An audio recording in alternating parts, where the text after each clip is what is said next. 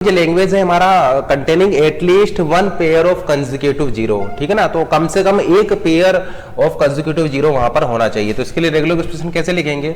अब देखिए आपका at least one pair of consecutive zero होना चाहिए। तो ये मान लीजिए आपका at least one pair of consecutive zero आपने ले लिया। इससे पहले क्या आ सकता है? इससे पहले कोई भी स्ट्रिंग हो सकती है, ठीक है ना। तो आप इससे पहले 0+1 क्लोजर लिख देंगे, ठीक है ना, क्योंकि इससे पहले आपका कोई भी स्ट्रिंग हो सकती है। इसके बाद आप कोई भी स्ट्रिंग ले सकते हैं, तो ये हो जाएगा 0+1 क्लोजर, ठीक है ना।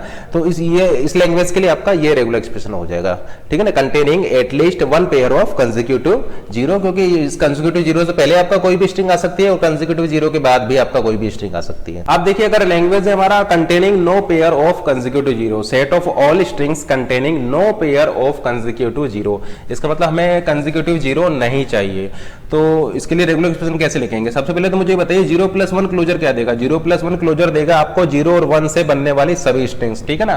तो 0+1 क्लोजर आपको दे देगा 0 और 1 से बनने वाली सभी स्ट्रिंग्स, ठीक है ना। अब हमें क्या चाहिए? उन स्ट्रिंग्स में हमें कंसेक्यूटिव जीरो नहीं चाहिए, कंसेक्यूटिव जीरो हमें नहीं चाहिए। इसका मतलब अगर 0 हम ले रहे हैं तो 0 के बाद हम 1 ले लेंगे। अगर हम 0 ले रहे हैं तो 0 के बाद हम 1 को ले लेंगे, क्योंकि 0 के बाद अगर हम 1 ले लेंगे तो हमें कंसेक्यूटिव जीरो नहीं मिलेंगे, क्योंकि 0 के बाद हमारा 1 आ जाएगा। अब इसको ध्यान से देखिए, आपकी स्ट्रिंग 0 से भी स्टार्ट हो सकती है, आपकी स्ट्रिंग 1 से भी स्टार्ट हो सकती है, ठीक है ना। या तो आपकी स्ट्रिंग 0 से स्टार्ट हो सकती है या फिर आपकी स्ट्रिंग 1 से स्टार्ट हो सकती है। लेकिन देखिए आपकी स्ट्रिंग जो एंड होगी वो 1 से, यहां पर भी 1 से एंड हो रही है और यहां पर भी 1 से एंड हो रही है।